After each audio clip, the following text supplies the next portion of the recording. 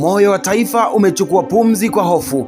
Humphrey Polepole, mwanasiasa na mwanadiplomasia aliyejulikana kwa busara na uwiano wake, amepotea kwa nguvu. Familia yake iliripoti tukio la kutisha mnamo Oktoba 6 mwaka 2025 pale alipochukuliwa nyumbani kwake Dar es Salaam na watu wasiojulikana. Siku zinapita, miezi 6 imeshafika na bado hakuna alama ya mahumbika, hakuna ishara ya kuwa hai au amepata uhuru. Kila kona ya kijiji, kila mazungumzo ya kisiasa, kila nyumba inauliza, Humphrey Polepole yu wapi? Shida ya kutokujua ni kama giza lililokuwa limekanyaga mwanga wa matumaini. Familia, marafiki na taifa zima wanaishi kwa woga, wakijua kwamba hofu inazidi kila siku inayopita. Michezo ya kisiasa au mbinu za kidiplomasia hazina maana pale mtu muhimu umepotea. Hii si hadithi ya mbali, ni uchungu wa kweli wa mioyo iliyovunjika,